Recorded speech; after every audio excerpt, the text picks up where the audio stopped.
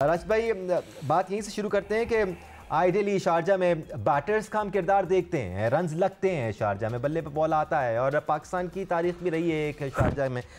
तो ऐसे में कुछ डिफरेंस देख रहे हैं आप जो यहाँ पर टीम में होगा और फिर आगे चल के एशिया कप में नज़र आएगा? क्या इस तरह सोचती है टीम, या फिर लगे बंदे 11 प्लेयर्स आइडेंटिफाई होते हैं और उसी हिसाब से हम टीम को सेलेक्ट करते हैं?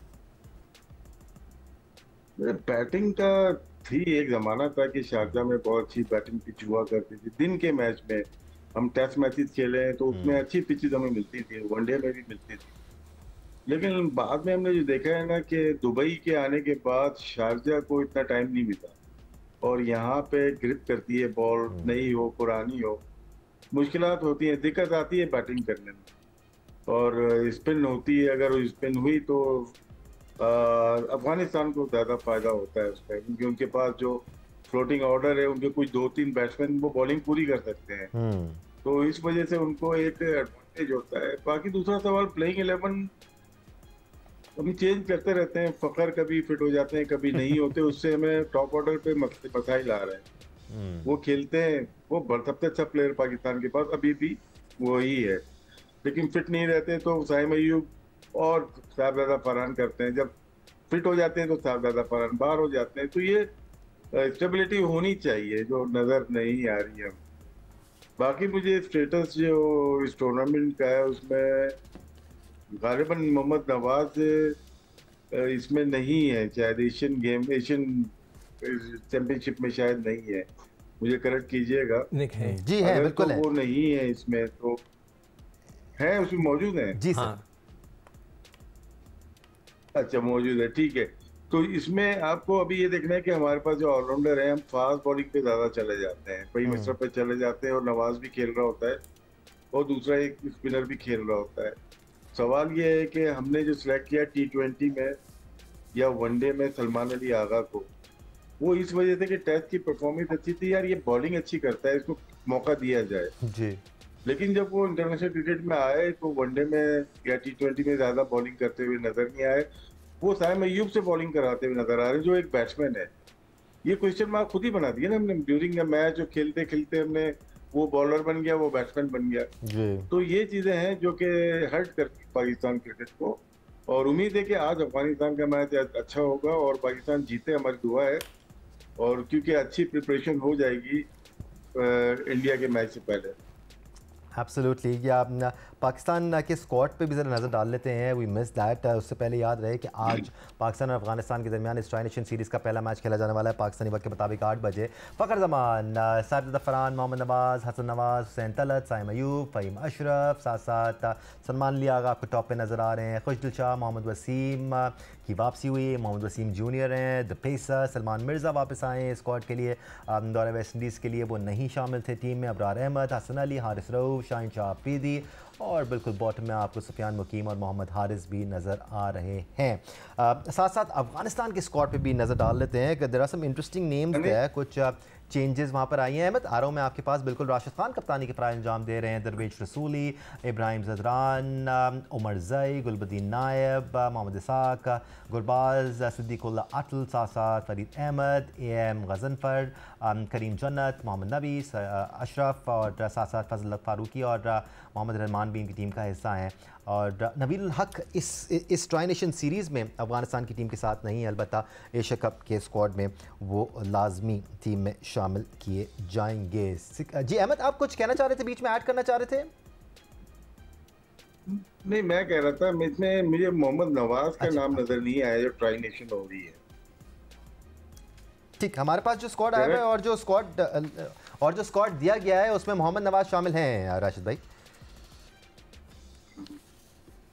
ठीक है, स्क्रीन पे नजर नहीं आया इसलिए तो मैंने सवाल पूछ दिया था। जी जी, वो M नवाज साहिबजादा फरहान के नीचे तीसरे नंबर पे लिखे हुए हैं। बट सिको भाई, यहाँ पर पाकिस्तान का आइडियल स्क्वाड क्या बनता है, कीपिंग इन माइंड हम आगे चल के आपके साथ इकोनॉमी रेट्स शेयर करेंगे, हम आपके साथ विकेट्स शेयर करेंगे, सारे स्टैट्स हमारे पास मौजूद हैं। क्लियरली हम जिन पेसर्स को खिलाते आ रहे हैं वो रन्स बहुत ज़्यादा दे रहे हैं। हाँ, शाहीन शाह अफरीदी के आपको विकेट्स नज़र आएंगी, हारिस रऊफ़ के खाते में आपको विकेट्स नज़र आएंगी, but at the same time they turning out to be very expensive. चाहे पहले 6 ओवर देख लें, मिड स्टेजेस देख लें या आखिर के ओवर्स देख लें, so we need to do something out there. देखो अभी जो वनडे सीरीज़ हुई थी ना, उसमें उनको यूटिलाइज सही नहीं किया गया था। मैं तो इस पे बात को मानता ही नहीं कि जी आपने 3-4 ओवर शुरू में करा दिए, बाकी 6 या 7 ओवर आखिरी के एक साथ उनसे कराए, नहीं होता ऐसा।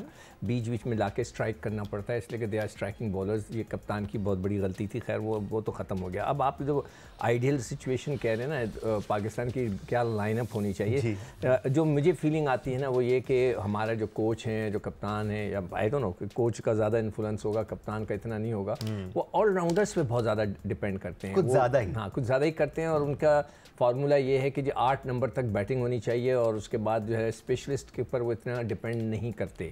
तो ये मुझे बहुत बड़ा इख्तलाफ है उनकी इस सिलेक्शन से या उनके जो स्ट्रेटजी है उससे। सिकवाई when it comes to spinners ना, आपको पक्का प्रॉपर स्पिनर चाहिए जो मिड स्टेजेस में आपको विकेट्स लेके दे, इफ्स एंड बट्स ना हो वहाँ पर। देखिए, रोना मेरा ये है कि जब ये चैंपियंस ट्रॉफी हो रही थी, हम यहाँ बैठकर आपके साथ प्रोग्राम करते थे, बार बार हम ये कह रहे थे कि स्पिनर्स कहाँ हैं, स्पिनर्स कहाँ हैं।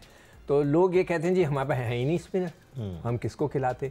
तो मैंने इसलिए उस वक्त ज़माने में साजिद का भी नाम लिया था। अभी भी मैं कहता हूँ कि जो साजिद है उसको करा के देखने में, एक मैच खिलाने में क्या फ़र्क पड़ता है। खैर उस ज़माने की बातें, अभी भी हमारे पास स्पिनर्स नहीं है। अगर हम बैटिंग लाइनअप की तरफ जाते हैं तो बग़ैर सुफियान कह रहा हूँ आपका, फरहान के आप नहीं खेलते। फरहान को 100% टीम में होना चाहे चाहिए। फ़खर हो या ना हो, फरहान का हिस्सा है, बिल्कुल। अब सवाल ये पैदा होता है, झगड़ा यहाँ पे ये पैदा हो गया है कि फरहान ओपन करे या फ़खर ओपन करे। अच्छा, 3 तो ये लड़के हो गए, हसन नवाज़ जो है वो अंदर होंगे, 5वें पे कप्तान साहब होंगे, 6 के पास हारिस होगा विकेट कीपर। इसके अलावा आपके पास कोई चॉइस ही नहीं है, ठीक है ना। तो ये तो 6 हो गए ख़त्म। अब आ गए 7 और 8। 7 और 8 के ऊपर क्या आप मोहम्मद नवाज़ को खिलाते हैं, ठीक है, खुशदिल है एक ऑलराउंडर, 2 ओवर के, मगर सबसे ज़्यादा बॉलिंग जो करा रहे हैं और अच्छी कराई है मोहम्मद नवाज़ ने कराई, तो उनका नाम आ जाएगा। अब रह गए 4 लड़के। 4 लड़के में नहीं, 4 लड़के हो गए ना। अब 4 लड़कों में 2 स्पिनर खेलते हैं और 2 फास्ट बॉलर खेलते हैं, या 3 फास्ट बॉलर्स खेलते हैं, 1 स्पिनर खेलता है। ये फैसला पिच देखकर होगा। तो मेरे हिसाब से जो है मोहम्मद नवाज़ तो एक स्पिनर हो गए जो अच्छी गेंदें कर रहे थे। इब्रार को 100% होना चाहिए, मगर ऐसा ना उनको फिर ड्रॉप कर दिया जाए। ठीक, नहीं, आप कंप्लीट कर लें अगर सिकवाई कुछ और कहना चाह रहे हैं तो। सुफियान और उसके बाद सुफियान हो सकता है, या फ़हीम अशरफ होंगे अगर वो ऑलराउंडर के बेसिस पे जाएंगे।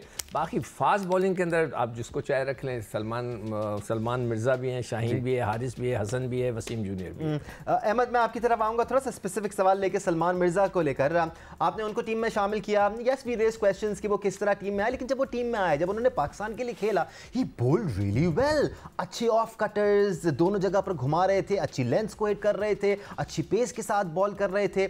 यहाँ पर इस ट्राई नेशन सीरीज से आपने हासिल क्या करना है अहमद? आपने ये हासिल करना है कि आपके पास सवालात के जवाब हों। बहुत सारे सवालात इकट्ठे हुए हैं। एशिया कप में आपको उनके जवाब चाहिए और जवाब आपने तलाश करने हैं इस ट्राई नेशन सीरीज में। आप क्या प्लेइंग 11 देखते हैं, स्पेसिफिकली बॉलिंग अटैक क्या देखते हैं अहमद?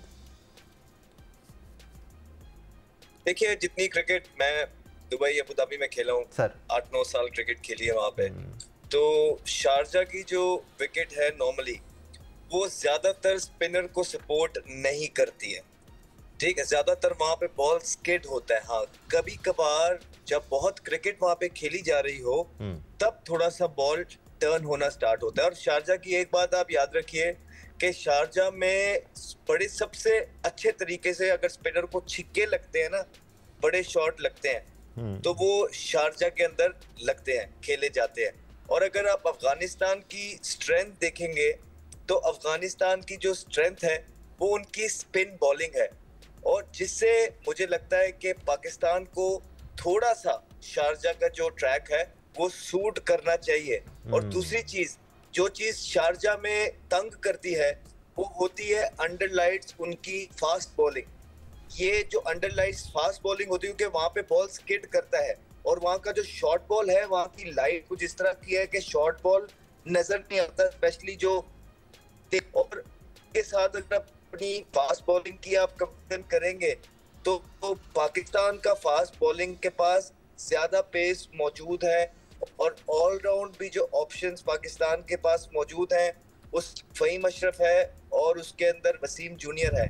तो मुझे लगता है looking at the conditions Sharjah का जो ग्राउंड है वो पाकिस्तान को सूट करेगा ओवरऑल। हाँ, इवेंचुअली ये जो बात होती है कि अफगानिस्तान जो है वो एशिया की दूसरी नंबर 2 पे साइड आ गई है, इसमें कोई गलत बात नहीं है।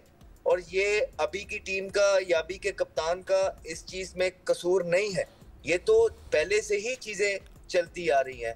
और इसी वजह से तो आपके प्लेयर्स जो हैं वो ड्रॉप किए गए हैं, क्योंकि उनके होते हुए पाकिस्तान का ये हाल हो गया था। अफगानिस्तान बहुत सारी चीजें ठीक करता आ रहा है, जेल होके खेलता है, टीम बन के खेलता है, स्पिन अच्छी उनके पास बिल्कुल मौजूद है। लेकिन eight the same time Pakistan ने भी कुछ डिसीजंस लिए हैं, यंगस्टर्स को इंडक्ट किया है, उनको मौके दिए जा रहे हैं। अब result doesn't really matter, because बहुत देर बाद तो अब ये डिसीजन हुए हैं जो हुए हैं। हाँ, हम ये देखना चाहते हैं कि पाकिस्तान के अंदर जो चीजें मिसिंग थी क्या वो हो रही हैं कि नहीं हो रही हैं। एशिया कप से पहले एक टीम बन के खेलते हुए नजर आ रहे हैं कि नहीं आ रहे, आपको टीम के लिए खेलते हुए नजर आ रहे हैं कि नहीं आ रहे, आप गेम बेटर रीड कर रहे हैं कि नहीं कर रहे हैं, आप कहीं अपने लिए तो नहीं खेलते हुए नजर आ रहे। तो ये, और कप्तानी का भी मैं आपको एक बात बताता चलूं, इसमें कोई दो राय नहीं है कि T20 के लिए आगा सलमान जो है वो इतनी आइडियल जो है वो चॉइस नहीं है। लेकिन पाकिस्तान के अंदर जिस तरह चीजें चलाई गई हैं पिछले 4-5 सालों के अंदर, आपने कोई लीडर प्रोड्यूस नहीं किया। और जो PSL के आपके कप्तान थे वो आपस में उन पे ये बहुत ज्यादा ज़बान ज़द-ए-आम चीज रही है कि यारी दोस्ती के इन पे टैग लगते रहे हैं। तो इस दफा जब आप इनके ग्रुप से बाहर से कोई कप्तान ढूंढ रहे थे तो मेरे ख्याल से साइम अयूब वगैरह या बाकी के दीगर जो प्लेयर हैं वो अभी खुद छोटे हैं, तो उसके अंदर से निकल के सलमान अली आगा को कप्तान बनाया गया है कि एटलीस्ट वो जो ग्रुपिंग या यारी दोस्ती या किसी की साइड लेना या टीम के लिए ना खेलने वाले जो सिस्टम है उसको खत्म किया जाए। तो looking at the side Pakistan के साथ सारी दुआएं हैं, सपोर्ट भी बिल्कुल होनी चाहिए। आगे एशिया कप भी आ रहा है और ये करंट कंडीशन और सिचुएशन देखते हुए शारजा वाले मैच में थोड़ा सा एडवांटेज पाकिस्तान की साइड को होना चाहिए, क्योंकि यहाँ पे स्पिनर को खेलना आसान है और फास्ट बॉलर को खेलना मुश्किल है। और अफगानिस्तान की स्पिन अटैक अच्छा है और पाकिस्तान का फास्ट अटैक अच्छा है। एज ए कैप्टन तो एक जनरलाइज डिस्कशन सलमान अली आगा को लेकर किया जा सकता है कि विन लॉस रेशियो क्या है, बट एज अ प्लेयर भी सलमान अली आगा ने स्ट्रगल किया है। एक स्ट्राइक रेट है बिलो एवरेज, उनकी बैटिंग एवरेज है। सो ऐसे में कितना फीजिबल है उनको एज अ कैप्टन कंटिन्यू रखना? अभी तो फिलहाल ये डिस्कशन बनता ही नहीं है बिकॉज पाकिस्तान ने ट्राई नेशन सीरीज़ खेलनी है, उसके पास एशिया कप पे फोकस करना है। But we have a mountain of stats here with us. एक